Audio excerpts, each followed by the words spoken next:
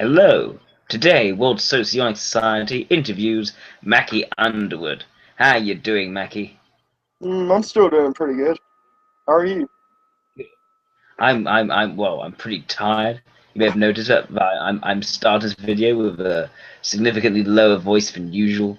It's because I'm so Yeah. tired. So everything just relaxed more than normal. So yes, that's how I am. I'm glad to know you're good. Ready for the first question, Mackie? Yes, sir. Excellent. First question. How did you get into typology? Well, I got into typology basically the same way, like basically the way most people have through Myers-Briggs, and Hmm. then I got exposed to Enneagram, and then I came across Socionics, and I like Socionics more because it just seems more in depth, and like when I go to MBTI Facebook groups, all the people want to talk about is the four letters, and I was just looking for something a bit more deep.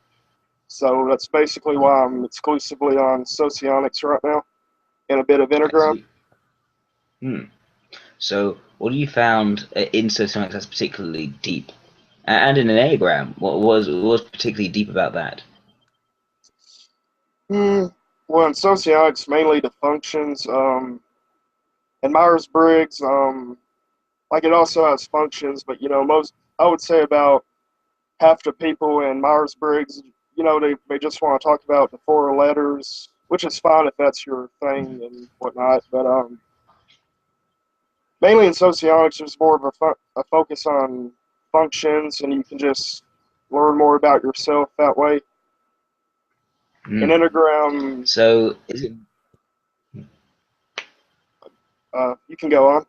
Oh, yeah. Okay, go on. What do you say? Enneagram is basically deep, but it doesn't have functions. That's the best way I can describe it. Hmm. Okay, so you like the whole functional approach to sociomics.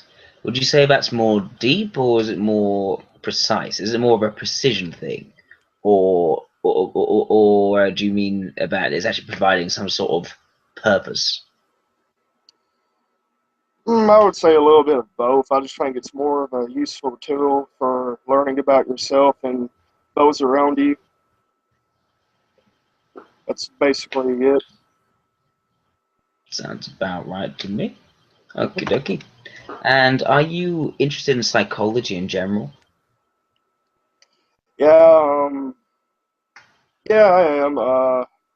It's gonna sound a little weird, but mental disorders kind of interest me in a way, and just how some people are defective from others. That kind of does interest me, and also just Mm. how the basics about how the human mind works in general. I find interesting. So yeah, I do like Mm. psychology. I see. Like psychology, like specifically that you seem drawn to like when psychology goes wrong. That's part of it. It's not like I exclusively like psychology when things go wrong, and I just like it as a whole. But that is one thing I do enjoy about it. I see. It is a particularly interesting area. What is your favorite psychopathology? I'm sorry. What is your favorite like psychopathology? Favorite like psychological disorder? Oh man, I watched a video.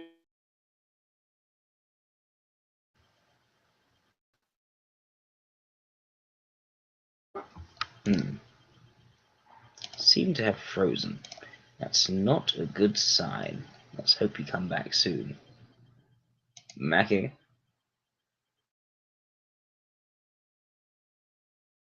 Hmm. Well, hope it's not me. My internet seems to be working, so hmm. No, not my not nothing wrong with me. It's Mackie's end. Come on, Mackie, we got two viewers.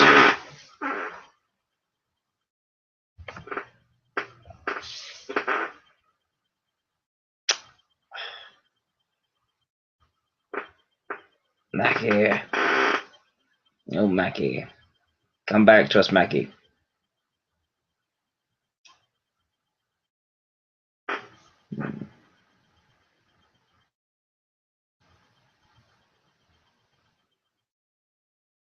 I wonder if Mackie's short for something.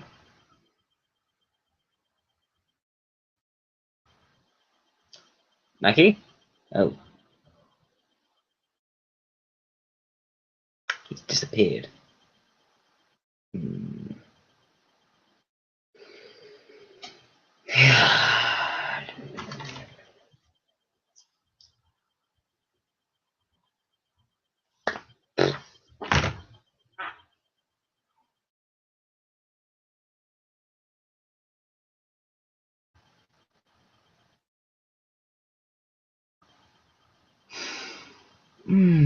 Oh dear, we lost a viewer. That's not a good sign.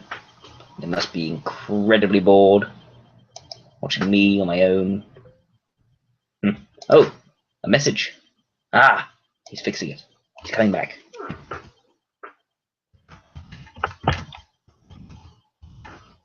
Coming back. Come on, Mackie.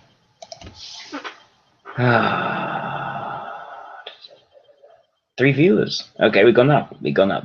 You're actually watching me talking to myself. That is wonderful. Hello, people. Why don't you start posting some questions? Start posting questions for Mackie. Got a lovely questions and answers app here. So make use of it. Post something interesting, something cool, something that will spice up my night. Anything? Any questions? Any questions for Mackie for when he comes back? Anything at all? Come on. Make it interesting. I was just going to edit it out when it comes onto YouTube. Well, I can't be bothered. Probably a comment saying, skip this, unless you seriously want to see me talking to myself for how many minutes. I wonder who's viewing. What do you think? It's probably Paul, probably Rana, I'm guessing, because, yeah. There's one I'm guessing are viewing. I don't know who the third one is. I wonder. Who could be viewing? It could be Rowan lurking. It could be Rowan just lurking.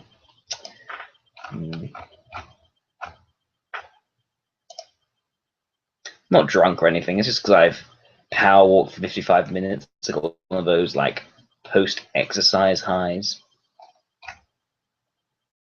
Ah, maybe it's Sylvia. Maybe Sylvia's watching.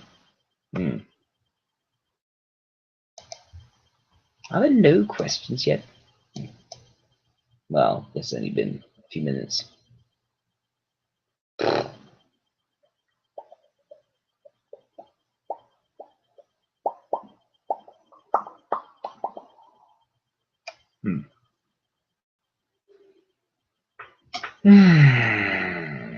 Oh, 4 viewers.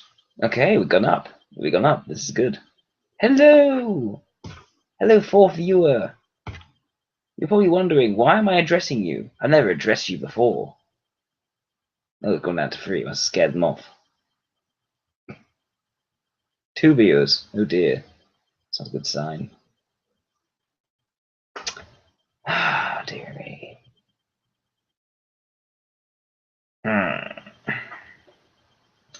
How long is Mackie going to take to get back to me? It's Scott. Scott's messaging me now. Hey, Scott, how you doing? Yes. You're the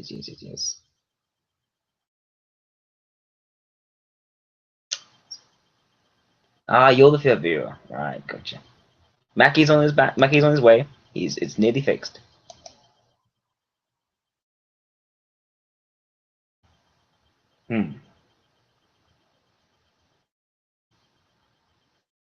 We got a question. Nice question. That's a good question. Hang on a second. How's that posted by World Sociology Society? Is someone else on the same account? That's not right. That's not right at all.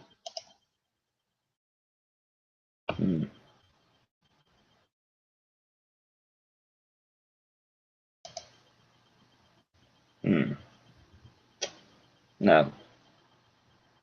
Scott can't stay long. No worries. How do I keep people entertained until Mackie comes back? I could always sing a song or something. Any song suggestions? Anything at all? Oh, what's this?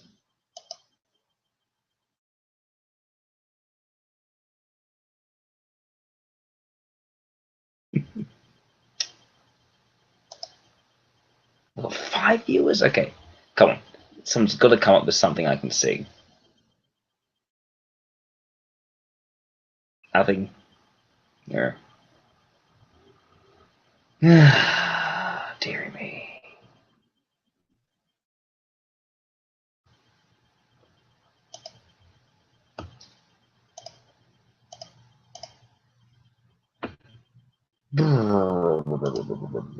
Come on, Mackie. We need you, Mackie. Come back to us. Mackie, fix your computer. Fix it. Fix the computer.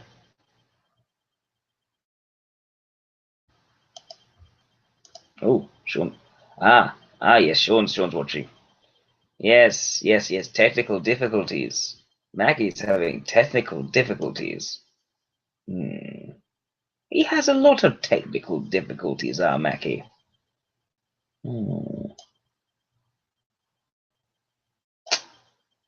Yeah, maybe I'll just draw my face. La la la. What should I draw? Should I draw a... Just something's missing. Something's missing. I know what's missing. Yes.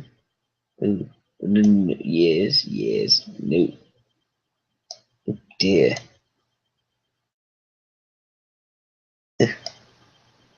Yes, there we go. That's a hat. It's meant to be a hat. It's a really bad hat.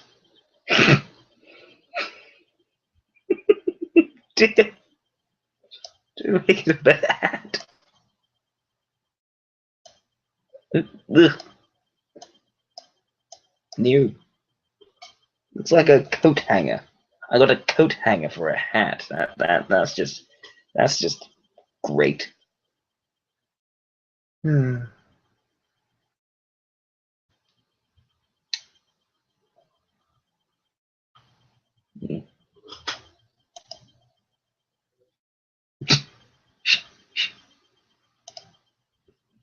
Ah, who's bitching me now? Oh. Oh, okay. Crystal wants me to write an LII profile. I'll do that. I'll do that eventually. At some point. After interviewing Mackie.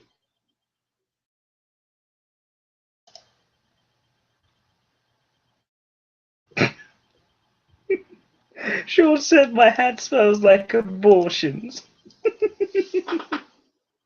Oh, Sean.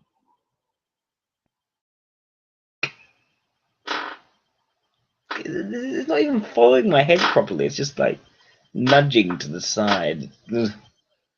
I don't know. I don't know why. I regret drawing this hat now. It's very much it's a very disappointing hat. Oh, what have I done? Oh, no. Get rid of this. Let me get rid of it. There we go. It's gone. Good riddance. Good riddance.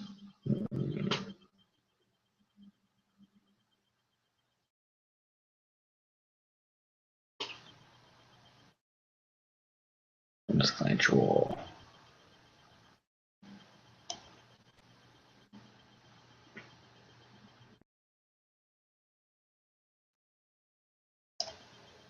No.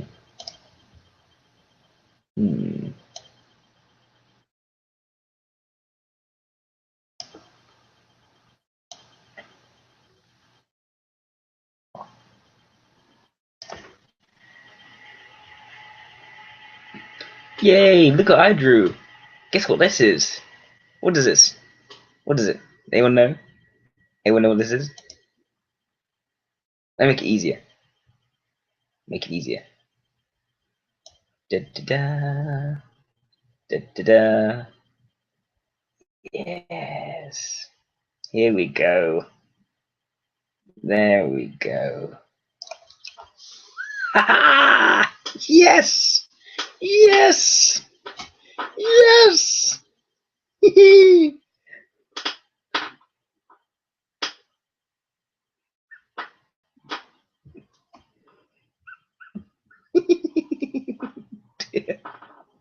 I've got a triangle. No, I've got a black triangle and a white square. Yes, I do. I do.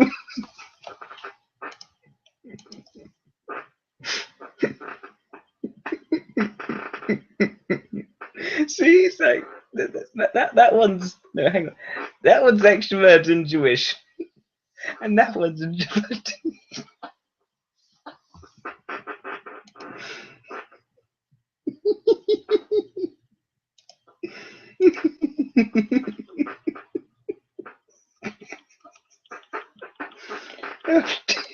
Mackie, please come back.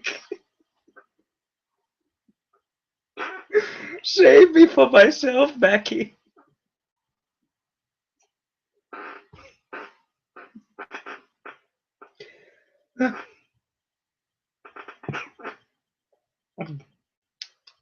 Mackie, where is he?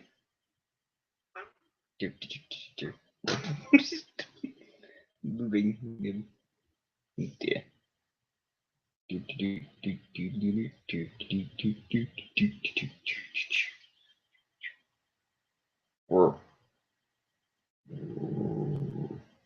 Keep on searching for a face. Come on. I've got a face. Track me. Track the face. There we go.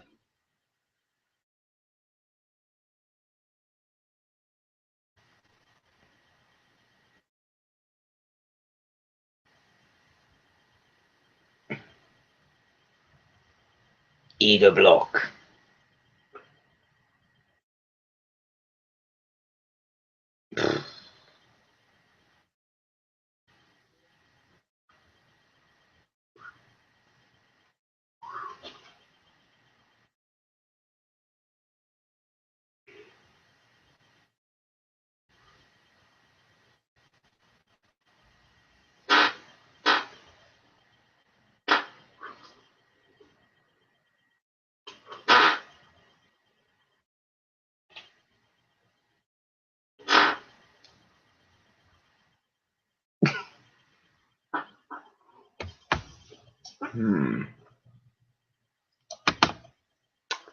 Else can I do?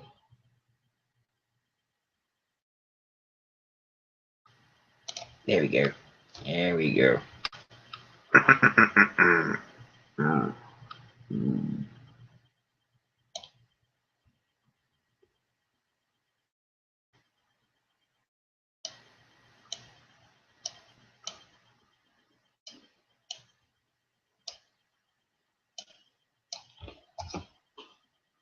Yes.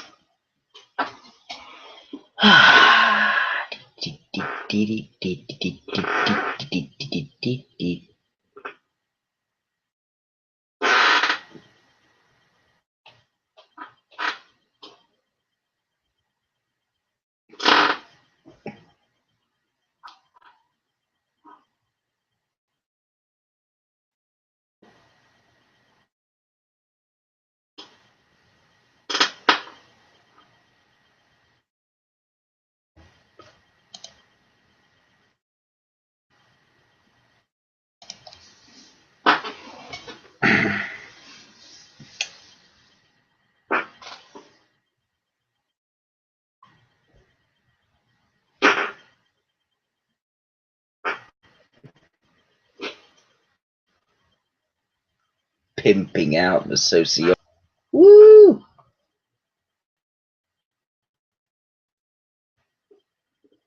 So what I want to do now is I like make a music video, which has some sort of like Hmm. I wonder. It'll have to be a Weird Al Yankovic backing track.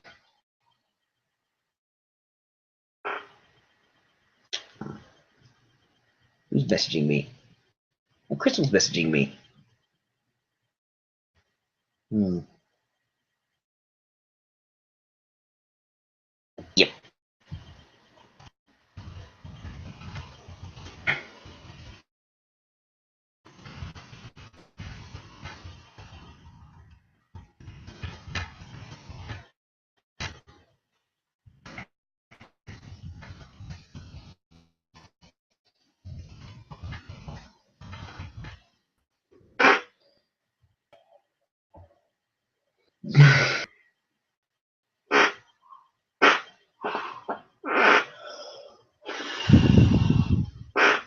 I think it goes in and out.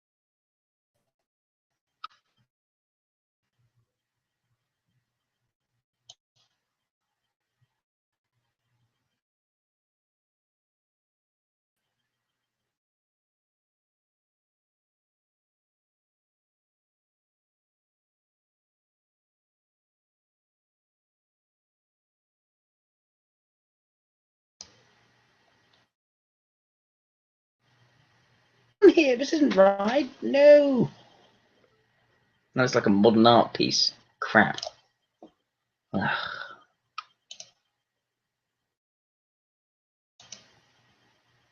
Hmm.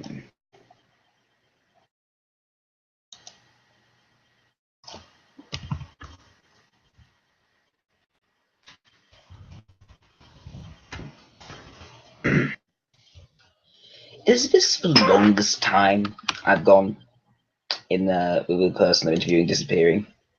Is this a new record? Is Mackie setting a new? Get out of drawer. Out. Good. Back to normal. No. There we go.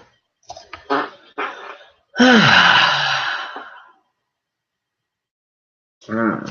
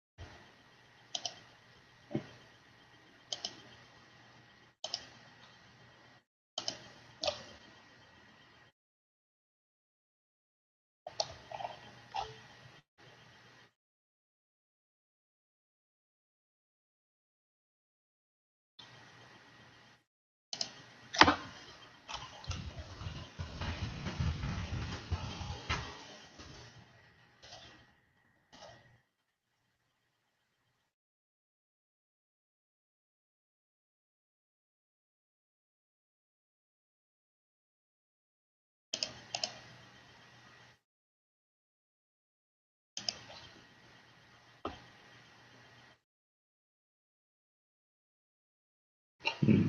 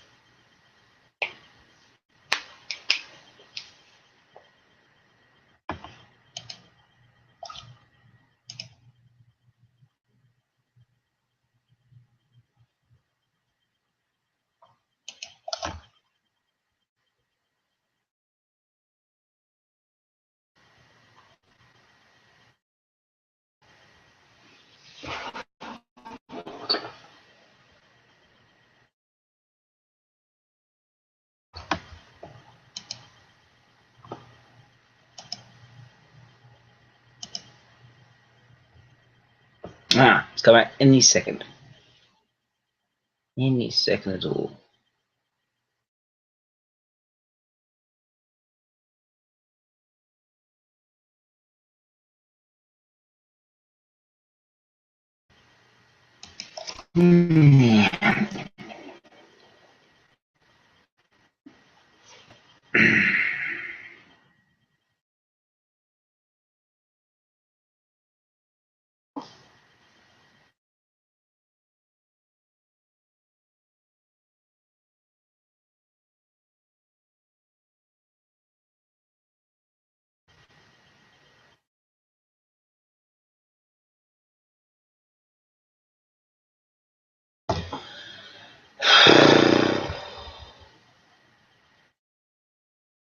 Six viewers?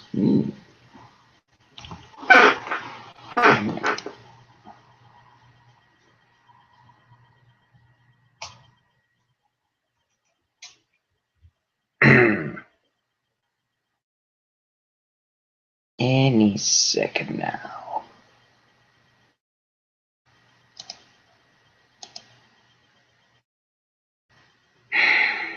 Any second.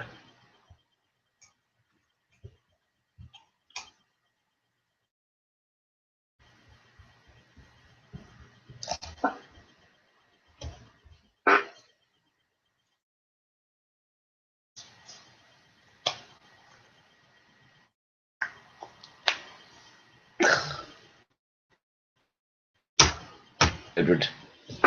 Should stop playing with deodorant. The toy is deodorant. I'm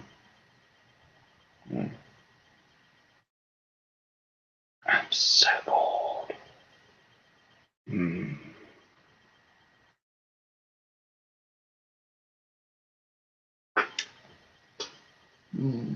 Oh!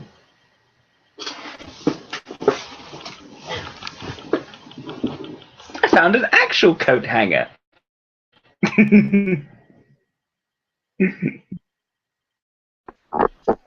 Oh, he's back. Hey, Mackie. Hey, hello? You're here. You're back. How are you doing? I'm doing good. I'm so sorry about that. Some stuff happened. That's okay. I just had a minor mental breakdown. Nothing too serious. Me too, so we're not alone. That's good. I'm glad we're in the same boat. Right.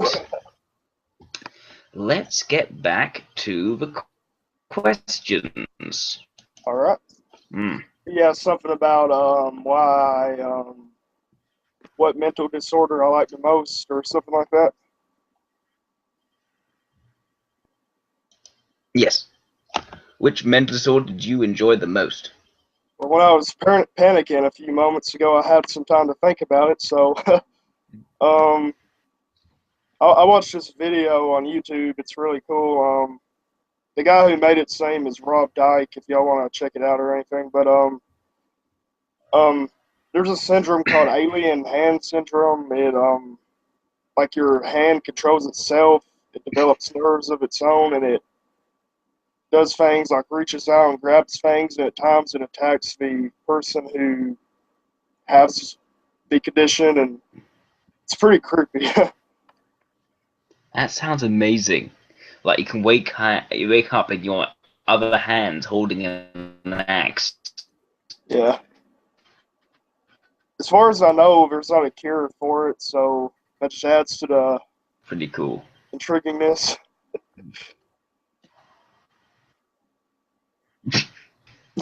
I see.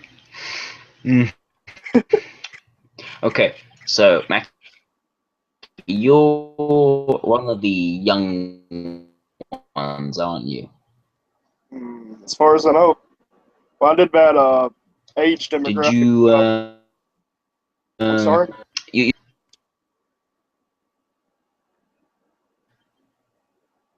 okay? Can you hear me? So yeah, so you're one of the young ones. So you're still at school. Mm-hmm. I'm in high school. I'm a junior, about to become a senior. Can you hear me? hear you. Can you hear me? I can hear you and I can see your face, but you're frozen like that right now. Now you're frozen like this.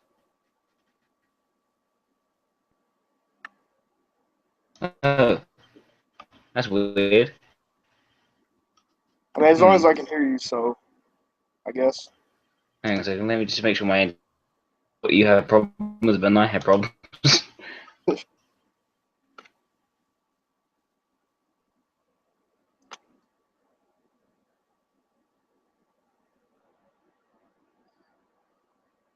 Are you there, Jack?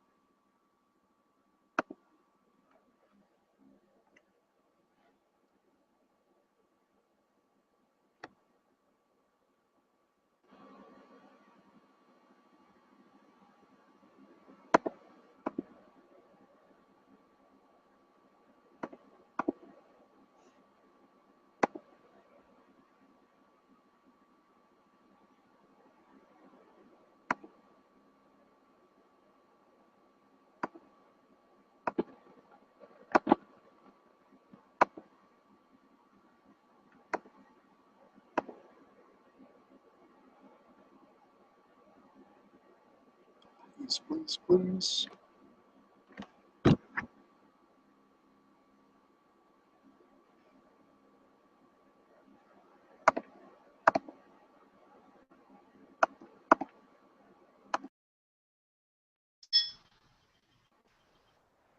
Hello? Hello, I'm back. Hello? Okay. Hello, can you hear me? Is anybody there? Mackie's Anyone here. know? Can you hear me? Ah, dear me. Jack, I can see you and hear you, but hey, Jack. Hi. Sorry about that. Looks like I was having problems. Yeah, I was This isn't watching. turning out to be an interview, is it? I saw about 5 seconds of what you were doing before you realized I was here. Yeah, I was just sitting here going, hello. Oh, it's not a good day. Not a good day at all. Oh, right. Okay. Wait. I You can go see you to clearly now. you're huh? I can see you clearly now, so I don't think there's going to be any more Good. interruptions. Hopefully. Right. Which seems So right. So yes, you're in junior year. Okay. What subjects do you study? well, the boring stuff everyone has to, such as reading, algebra. Uh, yeah. And the ones I choose are I chose culinary, but only I don't really have a passion for cooking. I just like the cafeteria food's garbage, so we get to eat in culinary, so it's good. I'm taking criminal justice, which I actually am interested in, because I am somewhat politically minded, and we kind of have some political debates in criminal justice, so that's interesting. And I'm also going to be taking economics pretty soon, which is required for everyone, but I'm still interested in it. Mhm. Okay, so you're quite politically minded. Hmm. So how do you when you say you're interested in the criminal justice system, so do you actually want to become maybe a judge or a barrister, or what are Mm, you interested in? probably not a judge, but I had this crazy ambition once, and I kind of gave up on it for now. Running for the U.S. Senate as a libertarian, and that's probably not going to happen now. But Mm, yeah, I thought about becoming a criminal psychologist. So that'd be pretty interesting. I do have a lot mm, of ideas going in my head right now. Like one moment, I want to go into animation. like make uh, cartoons and stuff.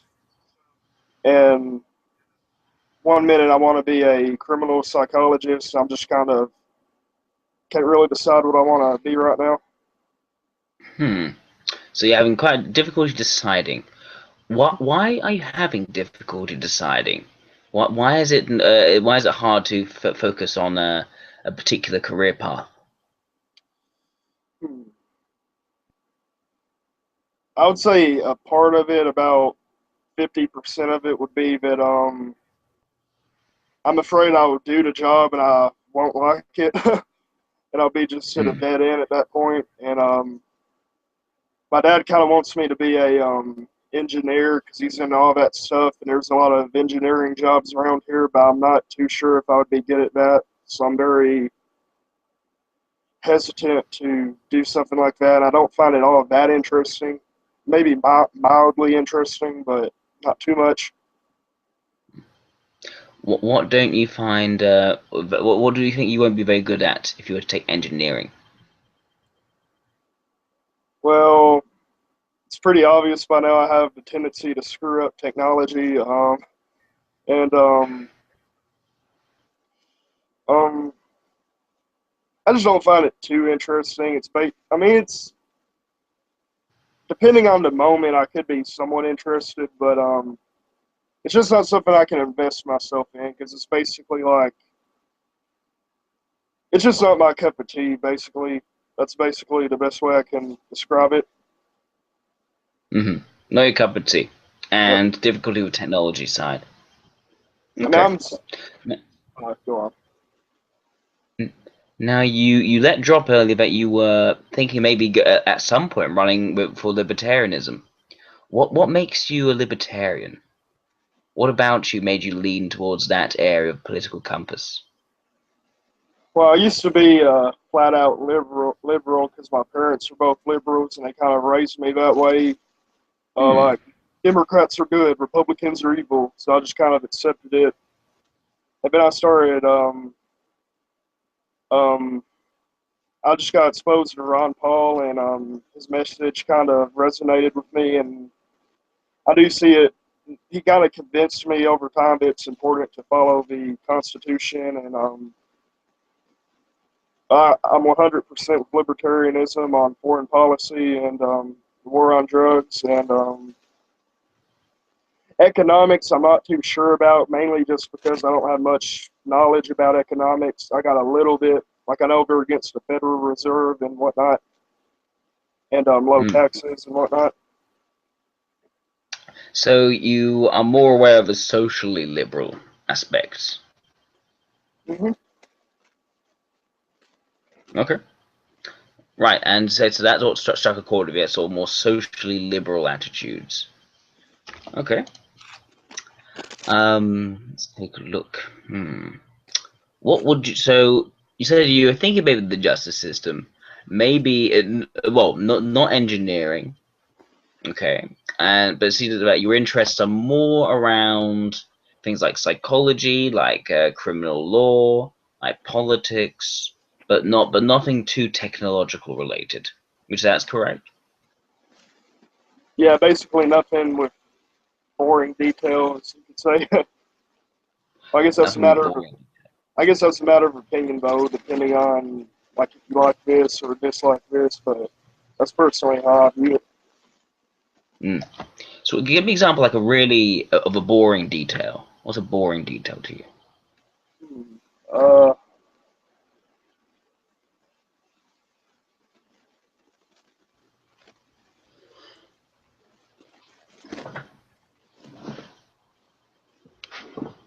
it's kind of hard to put into words. Like to actually give you an example. Hmm, good question. Um, I guess you could say it's just too. If, I'm gonna try to answer this the best way I can. If it's just too focused on work, you could say, I guess, in a way, like all work and no fun. I find details boring. Okay. So now, so you say so your idea of a boring detail is one where it's something that is focused in the area of work, something where you're working rather than enjoying yourself. Hmm. Could you give me an example of how you could possibly be working, but at the same time enjoying yourself? What is work that you could enjoy? Well, I don't have experience in the area, but if I was out like politically campaigning for somebody, I could picture myself enjoying that. I guess you could view that as work in a way, but it's also doing something that I care about and that I'm somewhat invested in. Okay, so something that did you say that campaigning would be an example of what you'd enjoy? In theory, yes, but I haven't really done it yet, so I can't really give you an honest answer. But I assume that I would enjoy it. I see. Now, are you thinking of possibly running for the presidency anytime soon? Some of my friends, they see how politically minded I am, and they're like, "Mackie, you're going to be the next president." I'm maybe, probably not. I'd probably get assassinated. Okay. Right. The first libertarian president of the United States of America. That is pretty cool. Okay. Let's go to the next question. What do you do that you feel is an important part of who you are? So many answers I can give. Well, in my previous Top Me video, I kind of touched on my imagination in a way. Like I can like this is something I personally enjoy. Like I'm able to entertain myself just by. It's gonna sound a little childish, but just walking around the backyard with a stick, just fantasizing. Like I might have my headphones in and be listening to Avatar, The Last Airbender, the soundtrack, and fantasizing that I'm Avatar Aang or something like that, Mhm. or other fictional characters. Mhm. I could just entertain myself for about 40 minutes straight by doing stuff like that. And I also think So, I, so, and I also okay, think, wait. So, just to clarify, you walking around your garden with your headphones on, listening to Avatar: The Last Airbender. not garden, but backyard, but yes. Okay. Yeah, I see. So, in other words, so there's a very important part of who you are, as it were, is being able to find a way of entertaining yourself with as little as possible. Yeah, kind of, yeah. Hmm. If you were to be a bender, which bender would you be? Hmm. And I mean the Last Airbender sort of bender. Darn, I was going to say something else. I'm just kidding. But when I was a kid, I always wanted to be a water bender. Then I shifted to fire bender and then air bender. Recently, earth bender, but now I think I'd probably be a water bender as of right now. I just like water. So, so everywhere apart from air. What's wrong with air? Actually, I did consider her at one point. I don't know if I mentioned that, but Okay, I'm okay. pretty indecisive. What's it? What's it about water that you particularly like? I mainly just think it's a cool element. I guess it's really hard to explain why I think it's a cool element. I just see it and I think it's cool. Like in the show, how they portray water bending looks very interesting. It is super interesting. Like sort of like the fluid motions of water bending.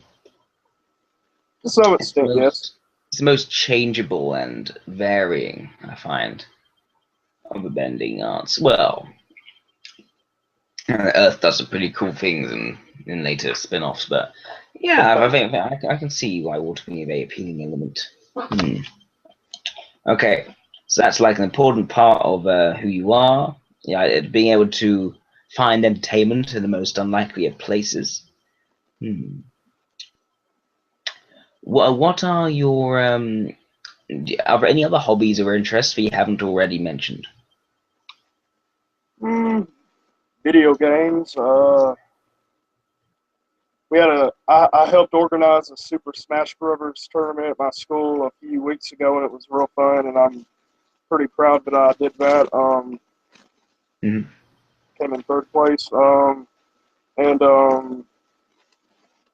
I like video games. I like fiction in general. Just the characters and the backstories and action. I kind of like action within fictional stories, but that's not really a requirement. It's just kind of icing on the cake, you could say. Um, Also, well, I enjoy politics. I would say those are the two major things, probably, and psychology, of course. What did you say? So politics and psychology. Hmm. Okay, so the major things. Hmm. Okay. Would you ever use your psychology knowledge to aid your politics? Would you become like a propagandist? Well, I wouldn't really use propaganda maliciously. If by propaganda you mean making a video to convince people like this is the way to go, then maybe yes. But I wouldn't use it Hmm. Okay. maliciously, like I'm in line with the Koch brothers or anything like that. Hmm. So there's a certain you're ready and willing to be able to change people's minds persuasively. Yeah, to some extent. Mhm. Yeah. Are you a rather persuasive person? It really depends who it is. Like the times when I'm trying to, like, if there's like a group dispute, and if I'm trying to be the voice of reason, well, I believe I'm the voice of reason. I very well might be causing more conflict. Who knows? But we all kind of believe we're the voice of reason. But um, yeah. But when I'm trying to persuade people in disputes, I normally feel like I'm just a little noise in the background, like they're not really listening to what I'm saying. Hmm. It's kind of frustrating at times, to be honest. That's interesting. So you can often be like an unheard voice of reason that you know what is it the right thing or the clever thing to do? A bit of both. Like it really varies. Like sometimes it's the morally right thing to do. Sometimes it's just the common sense thing to do in my mind. Mm. Like And in this situation, I'll go. I think some people are, especially down here in the South where I live, are um I'm gonna talk about religion just briefly. But That's fine. like some people, some Christians have this mindset like if you're not with us, you're against us. Like they basically hate people who say that they're an atheist or agnostic or Muslim or whatever. And I tend to be more, I tend to be the kind of guy who says we should just set a good example and make them want to be like us, basically. And a lot of times they just don't listen to me. They just go on their fear mongering, and which never solves anything. But it's basically what I want to say. So you're still a person who wants to welcome and include everyone. Yeah, yeah, it's a pretty good thing to do. I think most people, to some extent, would want to do that because I do believe it's the right thing to do to not leave people out. But yeah, to some extent, I do keep it to myself, but there are some people I just don't necessarily care for, so I don't really think too much about including them, even though deep down I know I should. And sometimes I actually do include people I don't enjoy being around just out of calmness.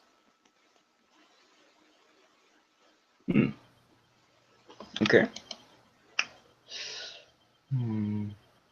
Who would your favorite character be in The Last Airbender? Um, can I please include Legend of Korra, sir? Oh, you may indeed. Amon, he's such a cool villain. Like, I love the build up and the suspense to revealing his identity, which I dare not spoil. I thought he was a Oh, really, I know the outcome. and he just, Okay. I do find.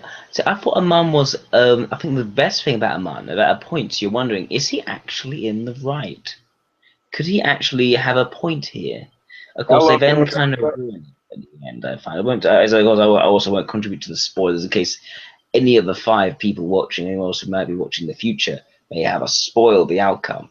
But I do feel as if they kind of mucked up the point they're trying to create in the other episodes. By the end of it, you weren't really feeling as if there was any justification anymore. So Yeah, that's a spoil. That's a missed opportunity, I think. in a way, I think it kind of makes sense because it shows, like at first he had a good point, and now when he actually, spoiler, gets power, it kind of crap hits the fan. It shows that his ideas were pretty screwed up. That's kind of how I Hmm. view it. Makes sense. Okay. Hmm. So we were talking a lot about leisure, a lot about about your enjoyment of things. How about responsibility? How about the serious stuff? I can't say I'm 100% enjoy responsibility, but I do have recognized that it's important to be responsible and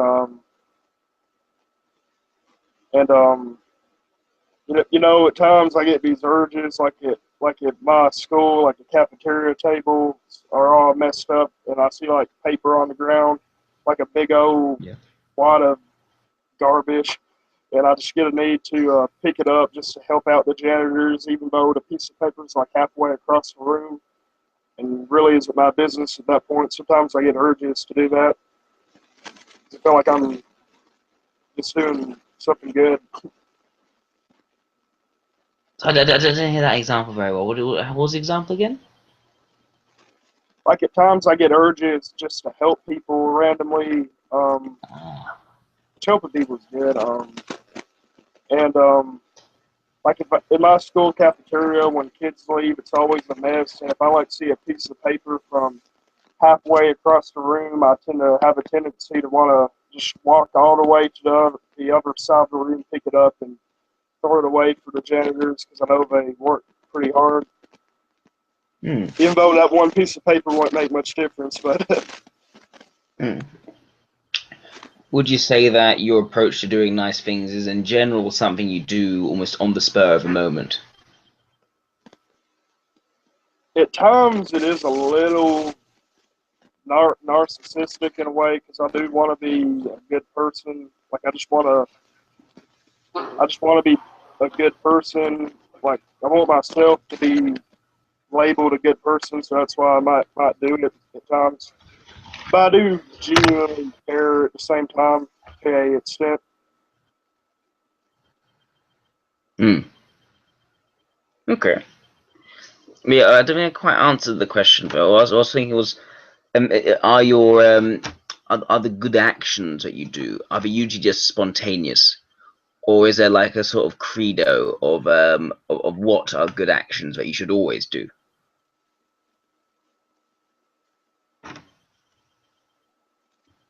A bit of both. If I had to choose, I would say it's slightly more leaning to the creed. I guess I could say because if you Hmm. treat others how you wish to be treated, I think that's one of the best sayings of all time. I think a lot of people would agree with me on that. Hmm. Well, unless there's something very, very strange about you, and you start treating people in a very strange way. Yeah, I had a friend joke about that, saying, "I want to be beat up, so I'm going to beat other people up," like just joking around like that. Yeah. I found that pretty funny.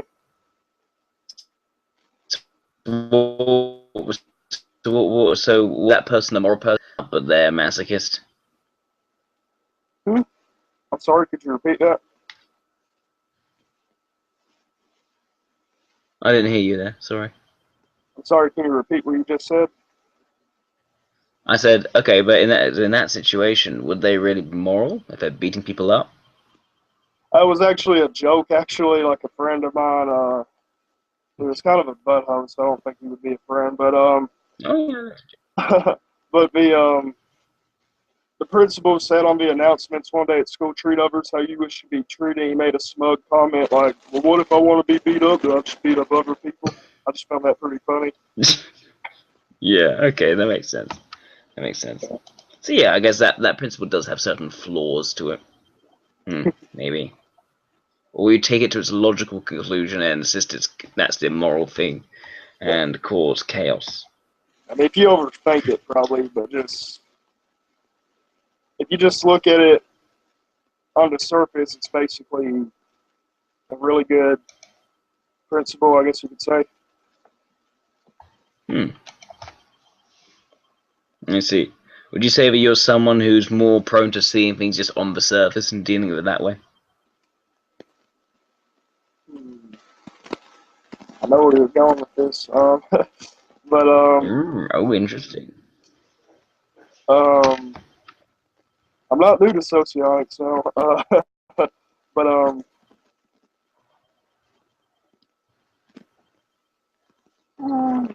lot of it depends on the subject. To be honest, like if it's something I don't care about, but I probably just would be, what's the big deal? It's just this. But if it's something I care about, I'm gonna be thinking about it constantly, Hmm. over and over again in my head, just thinking about the same things constantly. So I kind of overanalyze it in that way, where I see it in a very deep way, you could say. I see. So do you actually tend to overthink things that you do find interesting, but you do find important? Mm, yeah, I wouldn't use the term overthinking because it kind of makes it sound negative, you could say. But Hmm. yeah, I do think a lot about things that I enjoy. Like if there's a show on YouTube I like, I'm probably going to daydream about it constantly at school and stuff like that. Mm-hmm. Well, not I see. constantly. It's not the only thing I think about, but Hmm. Okay. Are there any things that you tend to expect of others?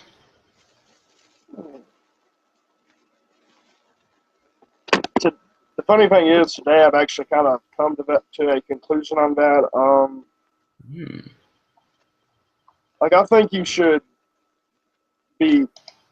Well, today we were playing dodgeball, and I was on a team with a bunch of people who were jockish, you could say. They were very like, we got to win, win, win, and every time, like I was put on their team, and every time I would mess up, they would just come down extremely hard, like Mackie, you idiot, and just be too hard.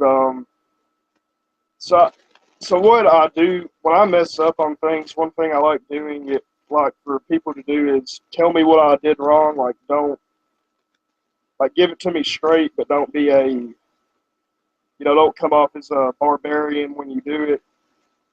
Like don't just say you're the dumbest person ever. Just say, look, man, you did this wrong, and this wrong, but you can improve yourself.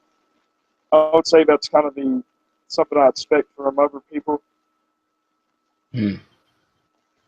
So that's sort of the more aggressive, if you like. Yeah, kind of maliciously, just like it feels like we're just calling you stupid for the sake of calling you stupid. We're not really trying to help you. Although at times I do call people stupid, so I'm a little bit of a hypocrite on that to some extent. Hmm. Okay, so you're not afraid to sometimes be slightly hypocritical about things. I'm afraid to because being a hypocrite's a pretty bad thing. I just sometimes dive down that path at times, and the moments I realize I'm doing it, I tend to feel pretty bad about it. So I don't really like being a hypocrite. Mm. I see. Hmm.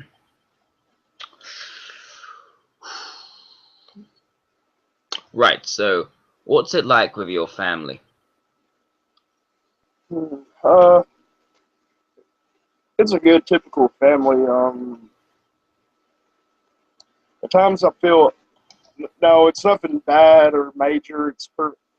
It's perfectly fine. But at times I don't feel like I'm that close to my family. Maybe it's just because of different interests.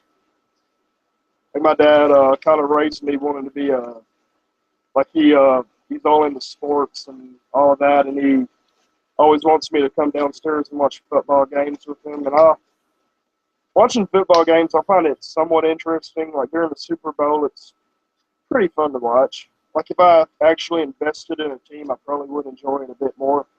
I just don't really have the follow through to actually do it. You could say I'm getting a little off Hmm. topic here, but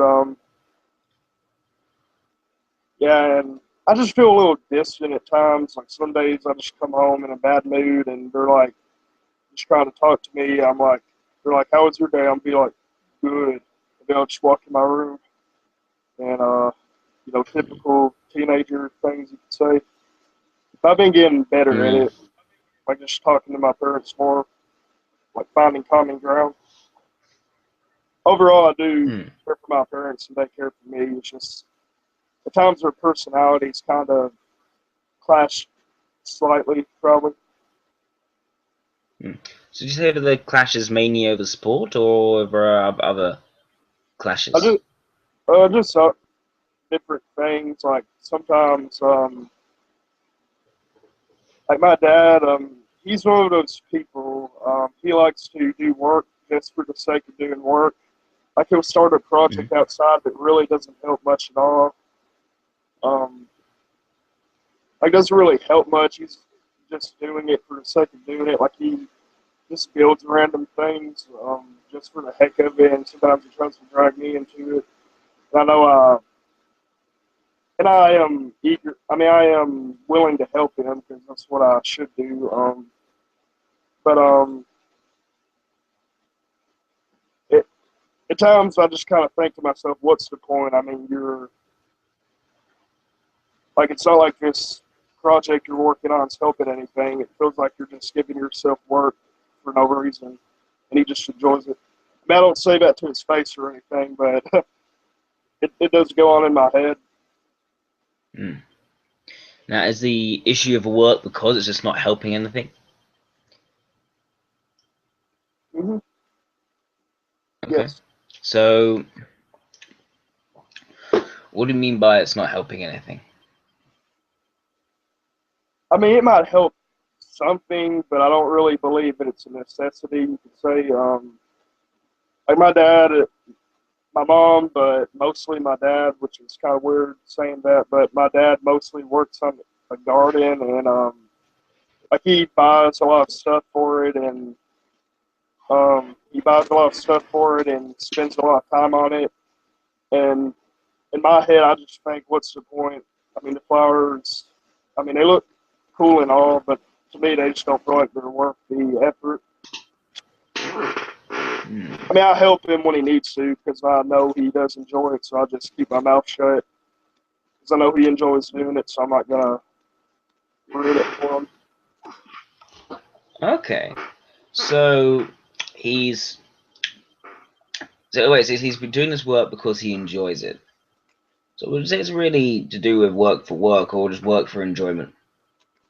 Occasionally, he does do a lot of work on things that are required, like mowing the yard, of course. But at times, it really just does feel like he creates random crap for himself to do just for fun. I just do not understand why. But I guess it's a matter of different Hmm. personality types, so I can't really complain because that's how he is. Hmm. So, although yeah, so he's putting a lot of effort to create this sort of like to create this nice garden. So something which he enjoys. And would you say that you don't put a lot of work into the things that you enjoy? If it's something I personally enjoy, I will put a lot of work in it. It's just the gardens and stuff. I just don't. I'm just not into it. Basically, Okay. it kind of feels pointless from my point of view. But at the same time, I do understand that that's just what they enjoy. So I Hmm. mean, everyone's different. So, Hmm. so I've learned to be more tolerant towards it. I see. So what does have a point for you? Uh, Politics, but like if there's like that video game tournament that I described, I put quite a bit of effort into that Smash Bros tournament Hmm. because I just enjoy playing that game, and I just thought the idea of having a tournament would be really cool. So I mean, I didn't do a lot of backbreaking labor for it because we only had like 20 people in it, but I would say I was one of the main people who organized it with the Hmm. help of the teacher. Hmm. So you actually put together this tournament. You've got it all running. Now, are you someone who's very good at setting things up that they want to do? Like, are you good at getting things going, making things happen? Nope. Uh, I probably wouldn't say that I am. I mean, that tournament was very small scale, so I really don't think it would be that hard to set up. But as far as like a big scale, like 500 people in the tournament, that would probably be extremely difficult for me to do. At times, I have like an image in my head, like, man, it'd be cool if we could do this, and then I just see how complicated it is. I just get bamboozled by the details behind it, um, and it scares me away, and I begin to procrastinate, and uh, then I eventually just give up on it or forget about it. Hmm. Okay, so you get frustrated by the details of it. So, hmm. When you see details, you mean like the logistics of it, how to do it, how to get it to happen? No, no, not really. Like if there was like a large scale tournament, it would just a lot of it would be getting the word out, and I'd be afraid that people wouldn't listen or nobody would show up or something like that. I just don't feel like Uh, I just don't feel like I have the force to make it happen. You could say. you don't have the force to make it happen. You don't have the like you can't make people turn up. You can't make people do what you wish.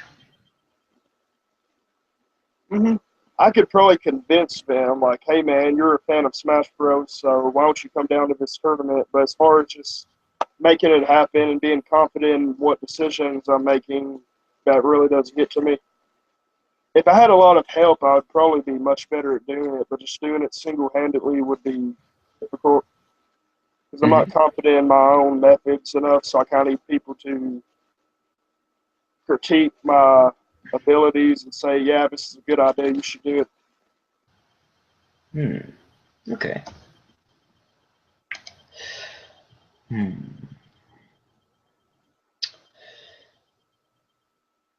Do you have many friends? Pretty average. Average Joe amount of friends, I would say. Hmm. Not too many, Okay. not too much. Hmm. Now you mentioned that you have a saying motion, making things happen. 'Cause often the details tend to get in the way, or people don't do as you want them to. They don't show up to things, and you're not quite sure confident ability to actually force people to show up to these things. Now, what do you find that you can do a lot more easily? What do you find that you can do without such effort? They can Like just accomplish well. as far as making things happen, or just anything in general. In general, and something you do really well. But you just do, but you don't really have to worry about it. You can just do it. And you can handle it, and other people say, "Hey, you're really good at that." Well, knowledge on politics, kind of like sometimes it does kind of blow my mind how I know it'd be rude to say stupid, but misinformed. Let's just say that how most people at my school are about like the Middle East, like they just see a Arabic nation and they just automatically assume that that's an evil nation, but really our country has some allies over there. So at times I kind of do impress people with my knowledge, some of my knowledge on some things that I'm interested in. Mm. I guess you could say that. Okay, so you know stuff. You know stuff about politics, and how did you manage to get all this knowledge? Did you do it through?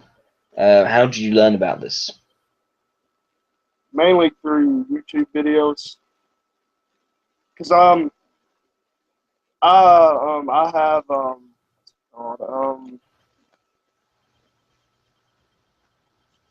attention deficit disorder. So when I read for long periods of time, my brain gets pretty disinterested. Like it feels like I'm exhausting myself just by reading too much. So that's why when I watch videos, I can just sit back, relax, and just take it in, take the Hmm. information in. Occasionally, I do read some articles if it's required. I would prefer a video. Per video. Okay, so you have rather short attention span. Yes. I see. So you say you easily get distracted. I don't know if it really shown, but a lot throughout this video, I do tend to kind of go off on random things that loosely pertain to what we're talking about. So Yeah. yes, I do tend to talk about things, and then I could be talking about Ron Paul, and then I could be talking about chocolate chip cookies an hour later. I just get off topic that easily. Mm. Okay. So you say you just tend to like explore and ramble when you're talking, Yes, and that sort of you say you like that sort of exploring approach to conversation. yeah, to some extent. When I approach a conversation, I normally have a plan, like what I'm going to talk about and what I want to talk about with this person. But the conversation kind of takes on a mind of its own whenever I'm talking to somebody. So it kind of, I just go on random tangents, basically. Makes sense. Hmm. Would you say that in general you actually like that? That although you may have a plan, you actually prefer when things are free to develop however they wish, however they may go, rather than having a clear set agenda and meeting that agenda. Normally, I do have an agenda in my mind. I just kind of forget about it out of low attention span, basically. Mhm. Okay.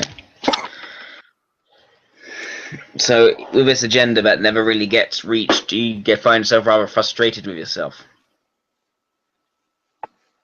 I never really thought about it. Probably not really, unless it's something really important that I want to talk about and I just forget and I miss my opportunity. Mm-hmm.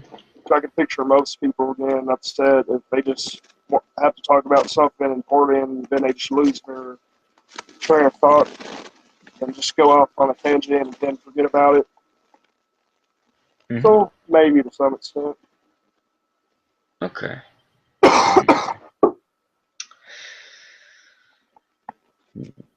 So, what do you find a persistent struggle? What do you tend to find very difficult or repetitively difficult in your life? A lot of the things at school, like the fact that like if you want to do the subjects that you're naturally good at, you have to take algebra, something that doesn't apply to your field. And that really does frustrate me. Like I have to be good at algebra if I want to be a politician, you could say, or whatever I want to be. Like the educational system, I think it kind of does.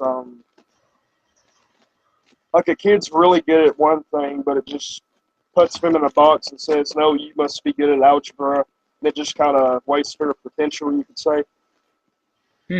Yeah. So that's an example where you're required to be good at algebra, but you don't actually need to be good at algebra because you become a politician. So, yeah, how does that help? I'm not good at algebra. uh, I completely forgot what you just asked.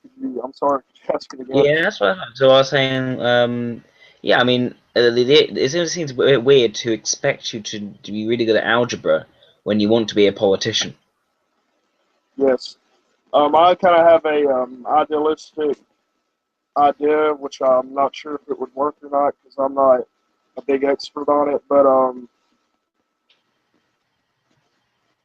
maybe a kid go to like just till eighth grade and then in high school, just let him pick what he wants to be, and then or she, and just let them take classes that only pertain to that field. You could say, or focus more on that field.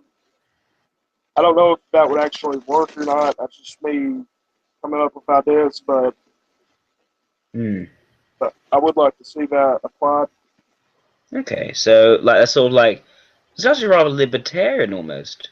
You letting the child decide what he wants to learn or she wants to learn. Yes, rather than imposing the curriculum. I Hmm. think when they're like children, when they can't think for themselves, you got no choice. You kind of have to put them in a box to some extent. So I understand then because it's kind of necessary. But if the kid, I just think we should have a bit less of a focus on algebra and stuff. Because I actually have conversations with teachers, and they think it's ridiculous that we have to take 4 algebra classes in high school. Like when they were Hmm. kids, they just had to take 2 or 1 even. Hmm. Okay. Hmm. It's not just algebra; you can apply it to different subjects too. Yes, there's this. Yeah, imagine there are plenty of other subjects as well. We probably have to learn. I guess into the American system, there is this focus on having to have a rather broad area of knowledge. Got to be real well-rounded. Basically, that's kind of the American mindset of education. Mm. Which, if that's what you want to do, I guess. But some people, were born to do this. You could say, so just let them do it. Hmm. Okay. How are you in situations of conflict and confrontation?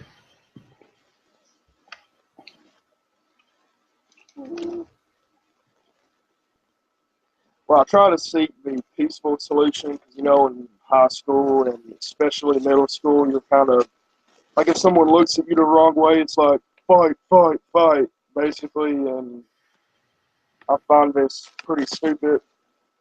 And even outside of high school, a lot of people just seem so eager to fight, like they're looking for trouble. Mm. Um, so I try to find a peaceful solution, even though deep down in my head I might want to do something bad to the person, but I try to hold back. Like if the person irritates me enough, I can get kind of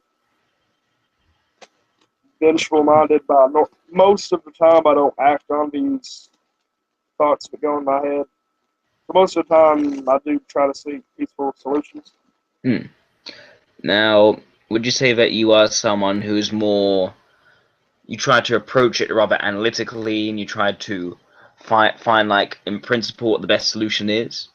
Or are you more of a mediator who can almost calm people down and make them reconcile? Probably the first one, maybe slightly. Like if it's a dispute that I actually care about, then I would be more analytical, like trying to find a solution that I believe would be best. But I'd probably be more of a mediator if it was two people that I care about, and I'm like, you guys don't need to be fighting. I don't want to pick sides, basically. Hmm. But most cases, I would be more analytical towards it, maybe. Okay. Hmm.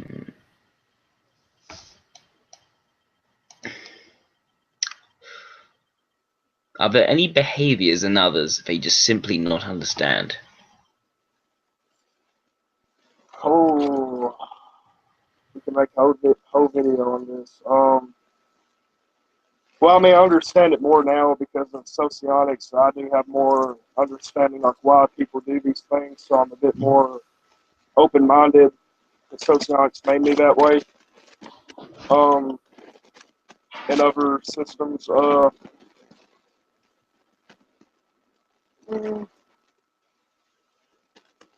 some things people do that I just don't understand. Like I said before, just the eagerness to fight. Like, boy, you stepped on my shoes. We're gonna fight after school, and then they go through like all the trouble of planning a fight, and they just fight Yeah. over shoes. Ooh, shoes. Like, yeah, just petty things. What do you like in a fight? What am I like in a fight? Yeah. I've been in a fight or two in middle school. Well, if someone's beating the crap out of me, I'd probably fight back. Like Hmm. I assume most people would. At times, if I know that a fight is about to happen, like if I know that it's inevitable that I will have to fight this person, like there's no way out, I will have a plan of what I'm going to do in the fight, and then I start fighting. I'm just like, I don't even follow the plan. I'm just like, get away from my head, basically like that. Hmm. Okay. That's basically what I'm like in a fight. Like I get overwhelmed, but at the same time, I don't think I'm just going to let them hit me. But I do get kind of overwhelmed. Like, Hmm. yeah. Hmm. How would you? How about maybe not so much in a fight situation, but what if, say, I were to go think fast and chuck a ball at you, like chuck a football at you? Well, well, it depends what it is. Actually, if it's a football, I'm probably gonna try to dodge it because I've been hit by a football before and they hurt. Hmm. Or the one I've been hit by hurts. I've been metal or something like that. But um, yeah, I'd probably try to dodge it. If it was a distance, if I could process what was going on, I would probably attempt to catch it. Hmm. Are you rather fast or slow to respond to what's going on? Now, if I'm aware of what's going on, like if I'm playing dodgeball, for example, I'll be like I'll know, okay, I'm in a game of dodgeball, so a ball can hit me any second. So I will kind of loosen up then and be a bit faster. Like I'll just see like the slightest thing that looks threatening, and I'll move out of the way. But just when I'm in my typical everyday mood, I'm pretty sluggish, you could say. Hmm. Like if I actually have that paranoia in my mind that like a ball can hit me any second, I can be kind of jumpy and quick. But if I'm just relaxed, I can be pretty sluggish. Okay, so you kind of shift between this sort of sluggish, rather slow to react approach, and there's suddenly like paranoia, like we're just like tensed up, just not really expecting something to happen. Yes, yes. Okay. Hmm. Hmm. So, last question out of like the questionnaire. Describe like your ideal world, like a place where everything goes the way you want it to. Well, I have one that's impossible. Like I think it'd be cool, like if everyone had superpowers. You know what I mean? Like everyone have Yeah. superpowers, and like you would have heroes, villains, anti-heroes, and people would just have their own unique abilities. And that'd be cool. But in a realistic sense, probably a utopia that's. What? Sorry. I would probably go with a utopia, like realistically, something that is in something that could happen, but most likely never will happen. I would say pretty cliche, world peace, everyone gets along, disputes never get too big, I would say. Mm-hmm. You know, yeah, basically that. Okay. So like a nice possible world where everyone just gets along and yeah. Yeah. Now you Well, described about that sort of fighting approach for with people in your school. Is there anything else in this world that particularly irritates you? probably bureaucracy, I would say. Um, like a lot of this does apply towards the education system, like Common Core is being implemented across America, and I just think it's terrible. Like they just put kids in a box, and like you gotta be good at this, Mm. this, and that. It's not individualized. Like teachers are constantly jumpy. Like, oh my God, we got past the test, and we're not really exercising their passion to teach and help students. Mm. In fact, one thing I thought about being was a history teacher, but then I found out about Common Core, and not just Common Core, but all of these standards, and I was just like, screw that, I'm not being a teacher. And most teachers nowadays say that being a teacher sucks, which is very sad. Mm. And bureaucracy in general annoys me, even though to some extent we do need bureaucracy, so I'm not just saying get rid of bureaucracy, because we do need it to some extent, laws and whatnot. Yeah, we needed some bureaucracy, I guess, but yes, Yeah, I think when it starts to when the individual is forgotten in the bureaucracy, that can be difficult. yes. You need to maintain a balance, basically. Mm. Okay. Is there anything that could happen in the world that you particularly fear?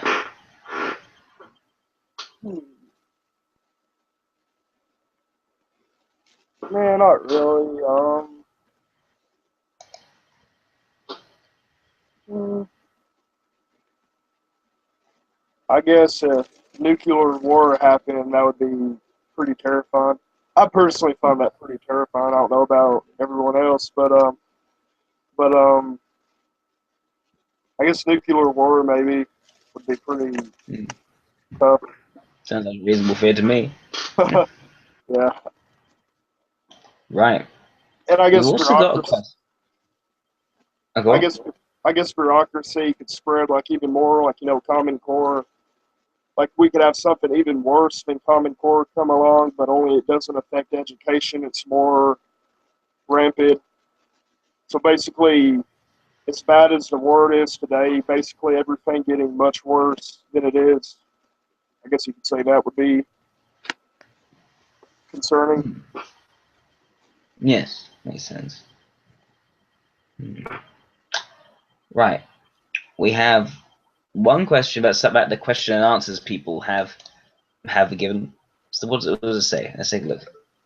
Second this question. If you write a book about failure and it doesn't sell, is it called success? Like literally about failure, like what it means to fail in life. Mm-hmm. Well, if it doesn't sell, I guess it won't be successful because no one would really be exposed to it. I guess if you're the kind of person you just want to write a book on your own and read it yourself, I guess that's fine. So I guess it depends how you view it, maybe. Hmm. If you don't mind me asking, who's the question from? I have no idea. I have no idea. It just literally just someone asks a question. Well, I was trying to get people to ask questions because I thought it makes it more interesting. But yeah, Yeah. literally, if you write a book about failure and it doesn't sell, is it called success? Seems like more of a joke than a question. but Mm. It's a bit, I guess. I I guess know. it depends how you view it, maybe. I see it as rather paradoxical. Me personally, I would be pretty ticked off if I made a book and nobody read it. So I think a lot of writers would agree with me on that. Hmm. Makes sense. Okay. So those are all the questions now. Well, yes, pretty much all the questions. All right. Now, okay, actually, well, let me ask a few more because why not? Why not? You came into sociology from MBTI. What type were you in MBTI? Mm, While I was still in MBTI, I was still kind of thinking, what could I possibly be? And I kind of left MBTI before I knew. Well, for the longest time, I thought I was an INFP for the longest time. Like at Yes. first, I even remember at first I thought I was an INTP. I mean INFP.